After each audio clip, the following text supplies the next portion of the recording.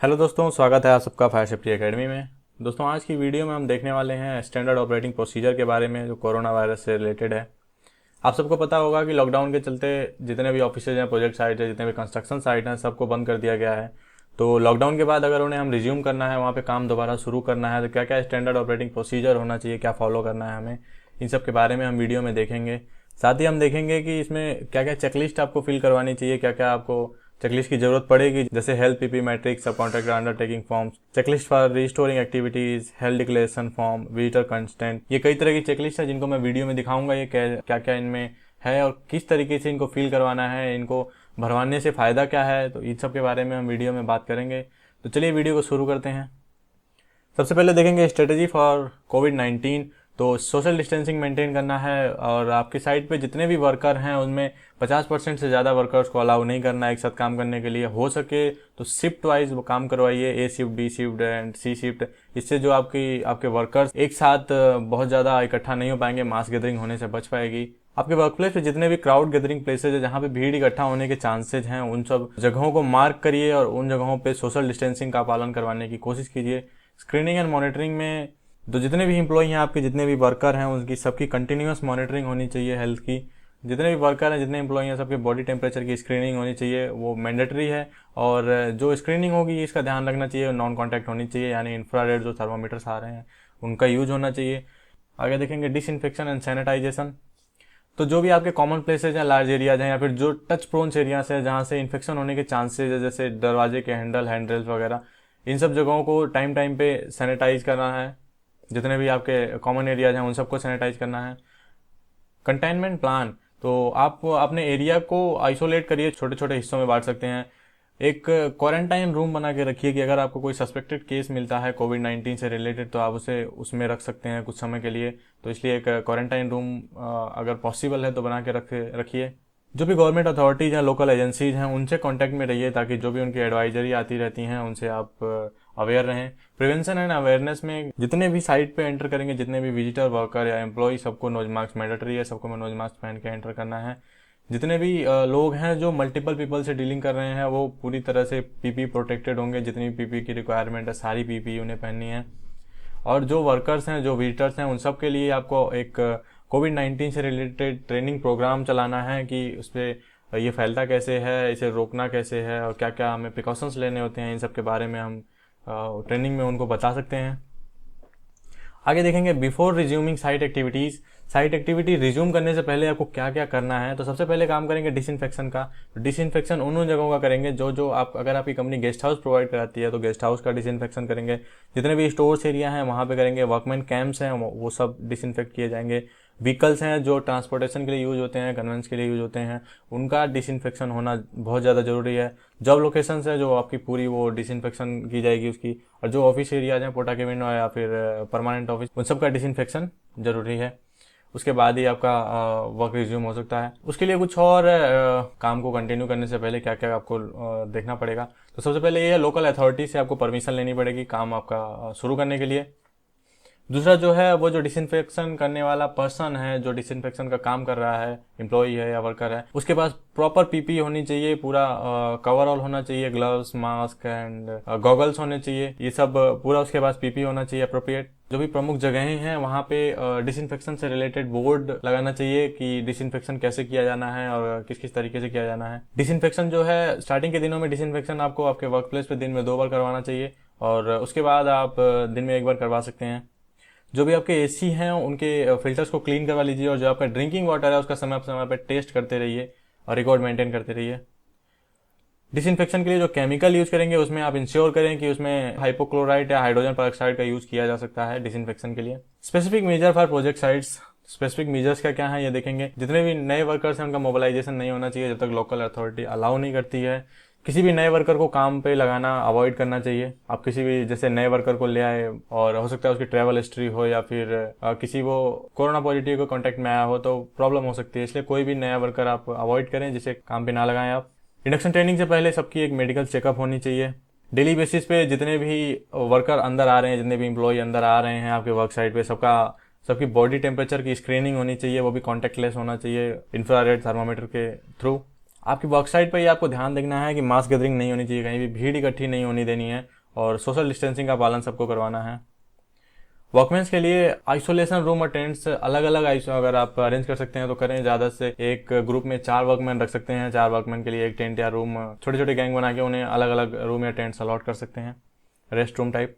Tool box task से related अगर आपको कोई इमरजेंसी कम्युनिकेशन है तभी आप टूल बॉक्स टास्क कंडक्ट करें, नहीं तो आप अवॉइड कर सकते हैं। लेकिन अगर फिर भी आपको टूल बॉक्स टास्क कंडक्ट करना है तो 2-2 मीटर पे एक सर्कल बना के आप वर्कर्स को उसमें खड़ा कर सकते हैं और फिर टूल बॉक्स टास्क उन्हें दे सकते हैं। पर टूल बॉक्स टास्क कंडक्ट करते समय इस चीज़ का ध्यान रखना है कि सोशल डिस्टेंसिंग का पालन होना चाहिए। कॉन्टैक्टलेस अटेंडेंस सिस्टम होना चाहिए, मतलब जो भी बायोमेट्रिक या फिर पंचिंग सिस्टम है वो खत्म कर देना चाहिए कुछ समय के लिए, ताकि जिससे इन्फेक्शन होने का खतरा ना हो, क्रॉस इन्फेक्शन का खतरा ना रहे किसी को भी। आगे देखेंगे स्पेसिफिक मेजर्स में ही आपके वर्क प्लेस पे काम शुरू करने से पहले जितने भी हैजर्ड्स हैं, जितने भी वर्क एरिया में काम चल रहे हैं उन सबका क्या क्या हैजर्ड्स हैं वो एसेस करना है। जितने भी टूल्स एंड पीएनएम इक्विपमेंट्स हैं सबका इंस्पेक्शन करना है। जितने भी वर्कर्स हैं उन्हें आप दूसरों के सामान को यूज़ करने से आपको रोकना है आपके वर्कर्स को, जैसे कि किसी दूसरे का कपड़ा, किसी दूसरे का वैलेट, किसी दूसरे का टूल्स इक्विपमेंट, ये सब जितना अवॉइड कर सकते हैं उतना उन्हें अवॉइड करने के लिए कहना है। जितने भी वर्कर्स आपके साइट पे हैं, जितने भी लोग आपके साइट पे एंटर हो रहे हैं, सबके पास मास्क होना जरूरी है, मैंडेटरी है। साइट और कैंप में सबको पर्सनल हाइजीन मेंटेन करना जरूरी है। साइट पे समय समय पर डिसइंफेक्शन का काम होते रहना चाहिए और जो भी आपके डॉक्यूमेंट्स हैं या जो मॉनिटरिंग सिस्टम है वो सब डिजिटल कर सकते हैं तो बहुत बढ़िया है। इसमें वायरस फैलने का खतरा बहुत कम रहता है, इसमें क्रॉस इन्फेक्शन का खतरा नहीं रहता है। तो आप जितना हो सकता है वो सब, जितने भी डॉक्यूमेंट्स हो सकते हैं सब डिजिटल तरीके से काम करें। अगर पॉसिबल है तो अपने वर्क साइट पे एंट्रेंस पे एक डिसइंफेक्शन टनल का यूज करें, जिससे उसमें से जितने भी लोग निकलेंगे वो पूरी तरह से डिसइंफेक्ट हो जाएंगे ऊपर से नीचे तक। अगर पॉसिबल है तो आप डिसइंफेक्शन टनल इंप्लीमेंट कर सकते हैं अपनी साइट पे। आगे देखेंगे स्पेसिफिक मेजर्स में ये हैंड वॉशिंग फैसिलिटीज। आपकी साइट पे सैनिटाइजर अवेलेबल होना चाहिए जगह जगह पे, और जितने भी या फिर हैंड वॉशिंग फैसिलिटीज होनी चाहिए साबुन के साथ, और जगह जगह पे इस तरह के बोर्ड भी लगे होने चाहिए कि हाथ धोते समय क्या करना है और क्या नहीं करना है, किस तरीके से हाथ को धोना है अच्छी तरीके से। जो भी आपके सब कॉन्ट्रैक्टर हैं उनसे एक अंडरटेकिंग फॉर्म भरवाना है कोविड-19 से रिलेटेड। उसमें वो ये डिक्लेयर करके देंगे कि जो भी वर्कर वो काम के लिए एंगेज कर रहे हैं वो कोई कहीं से ट्रैवल करके नहीं आया है, किसी हॉटस्पॉट एरिया से नहीं है, या फिर किसी कंटेमिनेंट जोन से नहीं है, या किसी और से जो कोरोना पॉजिटिव है उससे कॉन्टैक्ट में नहीं आया है। इस चीज़ का ध्यान रखना है। यूजेज ऑफ कॉमन फैसिलिटीज़, तो जो भी कॉमन फैसिलिटीज़ हैं जैसे कॉमन एरियाज़ हैं, फिर door knob, handle, latches, handrail, इन कॉमन फैसिलिटीज़ हैं ये सब, तो इन सबको समय समय पर डिसइंफेक्ट करते रहना है। आपको जो भी चीज़ कर रहे हैं, जो भी आप चीज़ कंडक्ट कर रहे हैं, ट्रेनिंग कंडक्ट कर रहे हैं कोविड से रिलेटेड, या फिर आप कोई मीटिंग कर रहे हैं, या फिर आप स्क्रीनिंग कर रहे हैं, इन सब का आपको रिकॉर्ड रखना है, मेंटेन करना है। सबसे बड़ी चीज़ आपको ये ध्यान में रखना है कि कोई भी मीटिंग आपको नहीं करना है। मीटिंग अगर आपको कोई भी मास गैदरिंग नहीं करना है, अगर मीटिंग करनी भी है, किसी कंडीशन में आपको मीटिंग कंडक्ट करनी पड़ जाए, तो मीटिंग के बाद आपको क्या करना है, जितने भी पार्टिसिपेंट थे उनमें उन सब का नाम लिख के रखना है कम से कम 1 महीने तक। क्योंकि अगर किसी को भी कोविड से रिलेटेड कोई सिम्टम्स आते हैं तो जो अथॉरिटीज़ हैं वो आसानी से उन तक पहुंच सकें, तो आपको कम से कम 1 महीने तक डॉक्यूमेंट्स मेंटेन रखने हैं। Guideline for site activities. Site activities के लिए गाइडलाइन क्या है? Site visit, avoid public transport. Site पे आते समय पब्लिक ट्रांसपोर्ट अवॉइड करें। Ensure disinfection of vehicle. जो भी व्हीकल यूज कर रहे हैं ट्रांसपोर्टेशन के लिए, कन्वेंस के लिए, उसका डिसइंफेक्शन जरूरी है। जब भी आप ट्रैवल कर रहे हैं तो उससे पहले और ट्रैवल के बाद में डिसइंफेक्शन होना चाहिए उसका। गाड़ी में बैठते समय भी आपको सोशल डिस्टेंसिंग का ध्यान रखना है कि एक सीट पे एक ही आदमी बैठेगा सिर्फ। ट्रांसपोर्टेशन ऑफ वर्कमैन का ट्रांसपोर्टेशन करते समय कि उनको मास में ट्रांसपोर्ट नहीं करना है, मतलब एक साथ सबको ट्रांसपोर्ट नहीं करना है। अगर ज़रूरत है तो आप गाड़ियों का और भी सारा ट्रिप लगवा सकते हैं, जैसे एक ट्रिप में 10 आदमी आए, अगली में 10 आएंगे, ऐसे करके। तो इसमें मास गैदरिंग आप रोक सकते हैं। सोशल डिस्टेंसिंग का भी ध्यान रखा जा सकता है इसमें। जो भी पीपी वर्क प्लेस पे वर्कर्स यूज कर रहे हैं वो टाइम पे क्लीन होने चाहिए। Helmet, reflective jacket, safety belt, ये सब, जैसे सेफ्टी बेल्ट कॉमन चीज़ होती है, बहुत से लोग यूज करते हैं, तो टाइम पे इनको क्लीन करते रहना है। Discourage workman to use other PP. जितने भी वर्कमैन हैं उन्हें मना करिए कि वो दूसरे किसी वर्कमैन का पीपी यूज ना करें, कोई टूल यूज ना करें। वर्कमैन हैबिटेट, वर्कमैन के रहने के लिए जगह है, वर्कर्स के रहने की जगह है, जो वो आप 4-4 के ग्रुप में डिवाइड करके और छोटे छोटे टेंट में या फिर छोटे छोटे रूम में आप उन्हें डिवाइड कर सकते हैं। 4 से ज़्यादा ना रखें तो ज़्यादा बेहतर होगा। और जितने भी नए वर्कर अगर आए हैं आपकी साइट पे, किसी कारणवश आ गए हैं, पहले तो इन्हें अवॉइड करना है, लेकिन अगर किसी कारणवश आ गए हैं तो आप इन्हें अलग से सेपरेट रखना है और ध्यान रखना है कि जो भी दूसरे वर्कर्स हैं 14 दिन तक वो उनके कांटेक्ट में ना आए। जो हैबिटेट है, जो रहने की जगह है इनके, उनके एंट्रेंस पे ही हैंड वॉशिंग फैसिलिटीज या सैनिटाइजर होना जरूरी है। टेम्परेचर स्क्रीनिंग, जितने भी वर्कमैन है या स्टाफ है सबके लिए कंपलसरी टेम्परेचर स्क्रीनिंग होनी चाहिए, काम पे आने से पहले और काम से जाते समय दोनों time. Maintain record of the same, और इसका रिकॉर्ड भी आपको मेंटेन करना है। टेम्परेचर स्क्रीनिंग में ध्यान रखना है कि वो बॉडी कॉन्टैक्टलेस होनी चाहिए, मतलब किसी से किसी का बॉडी कॉन्टैक्ट ना हो। टेम्परेचर डिसइंफेक्शन ऑफ हैबिटेंट, जो वर्कर्स के रहने की जगह है वो टाइम टाइम पे डिसइंफेक्ट होता रहना चाहिए।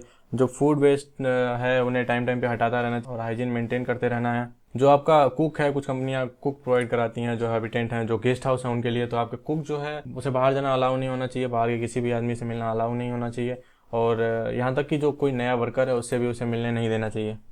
गाइडलाइन फॉर साइट एक्टिविटीज़, उसमें आगे देखेंगे हम। तो PPEs, nose mask is compulsory for everyone. तो नोज मास्क सबके लिए कंपलसरी है, सबको नोज मास्क पहन के ही रहना है साइट पे।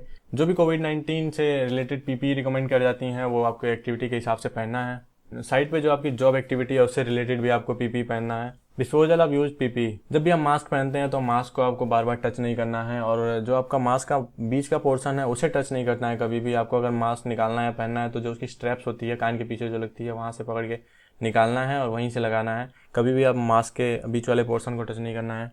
जो मास्क या फिर कोई भी पीपीई आप जो यूज कर रहे हैं वो बायोमेडिकल वेस्ट में आपको डालना है, इधर उधर कहीं नहीं फेंकना है। Safe return to home, leave your shoes outside, जब आप काम से घर पे आते हैं तो आपके अपने जूते बाहर निकाल देने हैं। सबसे पहले हाथ आपको सैनिटाइज करना है या फिर साबुन से धोना है अच्छी तरीके से, और आपके जो कपड़े हैं उन्हें धोने के लिए रख देना है। टेक ए बाथ, अगर पॉसिबल है तो आप एक बात ले सकते हैं। सेफ्टी एट गेस्ट हाउसेज, तो कंपनी जो गेस्ट हाउस प्रोवाइड करती हैं उनमें कुछ सेफ्टी के लिए देख लेते हैं। किसी भी बाहरी आदमी को अंदर आने के लिए अलाउ ना करें। Maintain social distance, guest house में भी आपको सोशल डिस्टेंस मेंटेन करना है, और जो आपके कॉमन प्लेसेज हैं उन्हें टाइम टाइम पे सैनिटाइज करते रहना है, और नोज मास्क आपको यूज़ करना है जब भी आप अपने रूम से बाहर आते हैं या गेस्ट हाउस से बाहर आते हैं। जो कुक है आपके गेस्ट हाउस में उससे रिलेटेड, जो कुक है उसे बाहर जाने की अनुमति नहीं होनी चाहिए। खाना बनाते समय प्रॉपर आप उसको यूनिफॉर्म पहनना होगा। डिस्पोजेबल हेड कैप्स होंगे, ग्लव्स होंगे, एक्सेट्रा, नोज मास्क होगा, ये सब उसको पहन के ही कुकिंग करनी है। जब भी आप ग्रोसरी शॉपिंग के लिए जा रहे हैं तो जहाँ तक हो सके आप कैशलेस ट्रांजेक्शन कर सकते हैं। मेडिकल, टाइम टाइम पे हेल्थ सर्विलेंस होना चाहिए, जितने भी आपके वर्कर्स हैं, जितने एम्प्लॉई हैं, सबका मेडिकल चेकअप होना चाहिए टाइम टाइम पे। अगर कोई हेल्थ रिलेटेड इशू है तो तुरंत मेडिकल हेल्प लेनी चाहिए। आपको मैंने जैसे पहले भी बताया कि आपको आइसोलेशन रूम बनाना है, और अगर किसी ज़रूरत पड़ती है, किसी को कोविड-19 के सिम्टम्स दिखते हैं तो उसे आप उस रूम में कुछ समय के लिए रख सकते हैं। जो लोकल हॉस्पिटल्स हैं उनसे आप टाई अप कर सकते हैं ताकि किसी भी इमरजेंसी की कंडीशन में आपको इमीडिएट रिस्पांस मिल सके, और आपको यह ध्यान रखना है कि आपकी साइट पे एक इमरजेंसी व्हीकल हमेशा होना चाहिए। मस्ट इंश्योर, आपको साइट पे ये चीज़ें इंश्योर करनी है। जो भी हॉटस्पॉट एरिया है, कंटेमिनेंट जोन है, वहाँ पे कोई भी एक्टिविटी रिज्यूम नहीं कर सकते हैं आप एमएचए सर्कुलर के हिसाब से, और जब तक कोई फर्दर नोटिस नहीं आ जाता है एमएचए का तब तक आप कोई भी एक्टिविटी रिज्यूम नहीं कर सकते हैं। जो भी वर्कर्स हैं उनका मूवमेंट नहीं होना चाहिए कहीं भी एक साइड से दूसरी साइड पर, खाली वो ग्रीन जोन जो डिक्लेयर है लोकल अथॉरिटी के द्वारा वहीं पे मूवमेंट कर सकते हैं या काम कर सकते हैं। आपको ये इंश्योर करना है कि आपको कोई लोकल हॉस्पिटल के साथ टाई अप होना चाहिए ताकि किसी भी इमरजेंसी की कंडीशन में तुरंत रिस्पांस मिल सके, डॉक्टर की आपको हेल्प मिल सके तुरंत किसी भी इमरजेंसी की कंडीशन में। जितने भी प्रोटोकॉल हैं साइट रिज्यूमिंग के, जितने भी लोकल अथॉरिटीज़ एडवाइजरी जारी कर रखी हैं, जितने भी WHO ने एडवाइजरी जारी की है, इन सब को आपको स्ट्रिक्टली फॉलो करना है आपकी साइट को रिज्यूम करने से पहले, काम शुरू करने से पहले। SOP के हिसाब से जितने भी सेफ्टी प्रिकॉशंस दिखाए गए हैं और एक्टिविटी के हिसाब से वो सब को आपको फॉलो करना है। आपको एक इमरजेंसी रिस्पांस टीम को फॉर्म करना है, एक इमरजेंसी रिस्पांस टीम बनाना है ताकि किसी भी इमरजेंसी की कंडीशन में वो तुरंत रिस्पांस कर सके, और उसने क्या करना है, कैसे करना है, इसकी ट्रेनिंग भी देनी है, वो मैं आगे आपको बताऊंगा। Additional personal protective equipment, health PP matrix, तो यहाँ पे कुछ नाम दिए हुए हैं।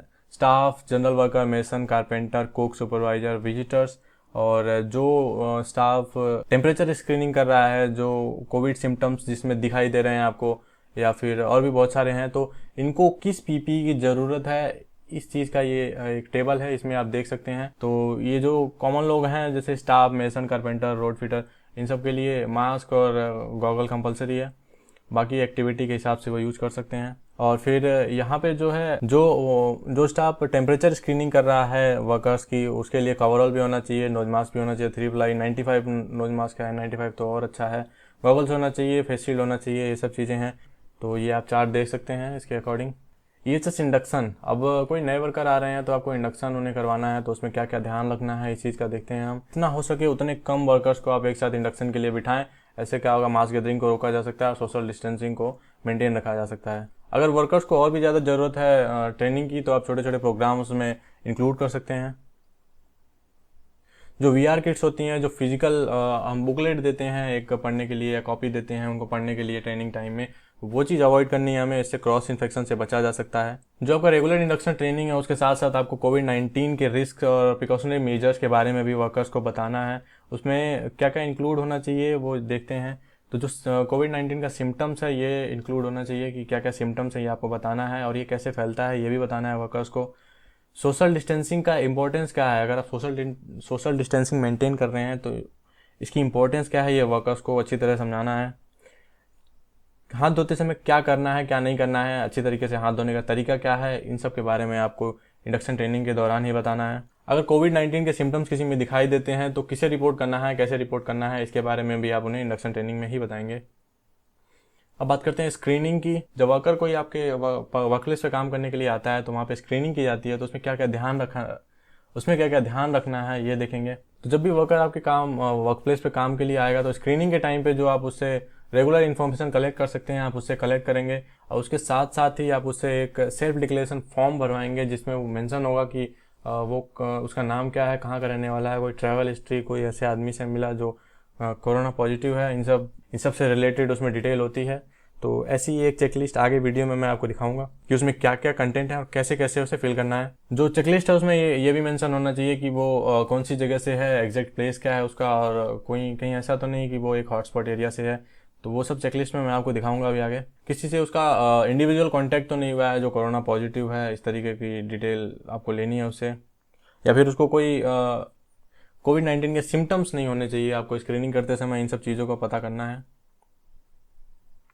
ट्रेनिंग एंड अवेयरनेस क्या करना है, आपको ERT मेंबर्स को ट्रेन करना है। तो इमरजेंसी रिस्पांस टीम के जो मेंबर्स हैं उन्हें ट्रेन करना है। Strategy adopted for covid risk management, इससे रिलेटेड उन्हें ट्रेन करना है। सोशल डिस्टेंसिंग मेजर्स के बारे में उन्हें बताना है। Isolation containment treatment of symptomatic workman, इसके बारे में आपको उन्हें बताना है। जो भी कोविड-19 से रिलेटेड अपडेट हैं, एडवाइजरी हैं HQ की, क्लस्टर की, या फिर गवर्नमेंट अथॉरिटीज़ की, उस पर उन्हें नज़र रखनी है क्या क्या एडवाइजरीज आ रही हैं। जो भी कोविड-19 से रिलेटेड मिथ हैं, मिसकंसेप्शंस हैं, मिस इन्फॉर्मेशन है, रूमर्स हैं, उसको उन्हें हैंडल करना है। जो उनकी स्पेसिफिक रोल्स एंड रिस्पॉन्सिबिलिटी है एज ए ERT मेंबर कोविड-19 से रिलेटेड, तो उन्हें वो डिस्क्राइब करनी है कि क्या क्या उन्हें करना है। स्टाफ मेंबर्स के लिए strategy adopted for covid risk management के बारे में बताना है। इस SOP से रिलेटेड क्या क्या एक्शन है जो स्टाफ मेंबर को लेने हैं उन्हें ये बताना है। स्पेसिफिक रोल्स एंड रिस्पॉन्सिबिलिटी के बारे में बताना है कोविड-19 से रिलेटेड। सोशल डिस्टेंसिंग मेजर्स के बारे में स्टाफ मेंबर्स को सबको ट्रेन करना है, अवेयर करना है। जो फ्रंटलाइन सुपरवाइजर्स, जो कॉन्ट्रैक्टर के सुपरवाइजर्स होते हैं, जो वर्कर के साथ में हमेशा रहते हैं, उन्हें यह ध्यान रखना है कि वो इस SOP के बारे में पूरा जाने और जो भी काम एक्टिविटी करवा रहे हैं वो SOP के अकॉर्डिंग होनी चाहिए। उनकी स्पेसिफिक रोल एंड रिस्पॉन्सिबिलिटी क्या है कोविड-19 रिस्पॉन्स को लेके, ये उन्हें पता होना चाहिए। सोशल डिस्टेंसिंग मेजर्स के बारे में पता होना चाहिए। जो आपके फ्रंटलाइन सुपरवाइजर हैं उनको ये ध्यान में रखना है कि जो उनके वर्कर्स हैं वो सेल्फ हाइजीन और रेस्पिरेटरी हाइजीन मेंटेन कर रहे हों, मतलब वर्कप्लेस पे हाइजीन मेंटेन करना है। आपको वर्कप्लेस पे डूज एंड डोंट्स के पोस्टर लगाने हैं, कोरोना से रिलेटेड क्या करना है क्या नहीं करना है, तो आप इस तरीके से पोस्टर वर्कप्लेस पे लगा सकते, बहुत सारे तरह के। अब मैं जो चेकलिस्ट की बात कर रहा था वो देख लेते हैं। तो ये है चेकलिस्ट सब कॉन्ट्रैक्टर अंडरटेकिंग फॉर्म फॉर कोविड-19। तो ये एक फॉर्म भरवाना है आपको सब कॉन्ट्रैक्टर से कि वो मतलब कोई भी ऐसे आदमी को वर्क में एंगेज नहीं करेगा जिसकी ट्रैवल हिस्ट्री है या फिर कोई भी कोरोना से रिलेटेड सिम्टम्स हैं उसके, और भी बहुत सारी जो कंडीशंस हैं जो सब कॉन्ट्रैक्टर डिक्लेयर करके देगा कि जो उसके लेबर कैंप हैं उनमें वो हाइजीन मेंटेन करेगा, और इससे रिलेटेड कई सारी इन्फॉर्मेशन हैं, तो ये सब कुछ डिक्लेयर करके देगा वो, आप देख सकते हैं इसमें। Checklist for restoring activity after lockdown period. तो लॉकडाउन के बाद जो एक्टिविटी रिस्टोर कर रहे हैं हम, जो वर्कप्लेस पे काम रिज्यूम कर रहे हैं, उसमें ये चेकलिस्ट है कुछ, ये आपको चेकलिस्ट के हिसाब से चेक करना है। और जो रिस्पॉन्सिबल पर्सन है वो यहाँ पे लिखा हुआ है कौन रिस्पॉन्सिबल पर्सन हो सकता है किस काम के लिए। तो ये पॉइंट पढ़ना है, जैसे whether all staff worker have been properly screened, तो जो अगर यस है यस, नो है नो, अगर कोई ऑब्जर्वेशन है तो ये यहाँ पे लिख सकते हैं। ऐसे ही और भी चीज़ें हैं, तो इन सब के हिसाब से जो भी ये चेक पॉइंट्स हैं ये आपको देखने हैं, जबकि ऑब्जर्वेशन है वो यहाँ पे लिखना है। और जो रिस्पॉन्सिबल पर्सन है इस चेकलिस्ट को चेक करने के लिए उनके यहाँ पे नाम दिए हुए हैं। ये HSO है, environment health and safety officer, project manager, site accountant, and इसमें कोई भी कर सकता है, एडमिन, स्टोर कीपर। तो ये रिस्पॉन्सिबिलिटीज़ दी हुई हैं उनकी। हेल्थ डिक्लेरेशन फॉर्म, तो जो भी आपके साइट पे विजिटर आ रहे हैं या फिर जो भी नए वर्कर्स आ रहे हैं उनसे हेल्थ डिक्लेरेशन फॉर्म भरवा के लेना है। उसमें उनकी डिटेल होनी चाहिए, नेम ऑफ विजिटर या फिर वर्कर, जो भी नाम है, age, address, city, state, organisation, mobile number, identity proof भी चाहिए उनका। ट्रैवल हिस्ट्री के बारे में हम बात करेंगे कि जब कब आया है, वो डेट क्या है अराइवल की, किस तरीके से आया है, फ्लाइट, ट्रेन या बस, ड्यूरेशन क्या था, डिपार्चर कहाँ से था और डिपार्चर का टाइम कहाँ था, डिपार्चर का डेट क्या था, टाइम क्या था, इन सब के बारे में देखेंगे। और पास्ट ट्रैवल हिस्ट्री के बारे में बात करेंगे। विजिटर कंस्टेंट में देखेंगे कि विजिटर यहाँ पे कोई भी विजिटर आता है तो यहाँ पे फिल करके देगा कि अपना नाम, और यहाँ पे कंपनी का नाम लिखेगा और जो भी साइट कोड है वो लिख के देगा। और उसमें एक डिक्लेयर करके देगा कि जो भी कंपनी के रूल हैं, जो साइट पे वर्क प्लेस पे रूल्स हैं, वो सबको फॉलो करेगा। इन सब से रिलेटेड डिक्लेरेशन है ये। जो भी चेकलिस्ट मैंने आपको दिखाया इन सब की अगर आपको कॉपी चाहिए तो आप मुझे मेरे फेसबुक पेज पे मुझे मैसेज कर सकते हैं, वहाँ से मैं आपको प्रोवाइड करा दूंगा। आज के लिए इतना ही। वीडियो को यहाँ तक देखने के लिए धन्यवाद। फिर मिलेंगे नए वीडियो में, तब तक के लिए स्टे सेफ, बी हैप्पी, जय हिंद।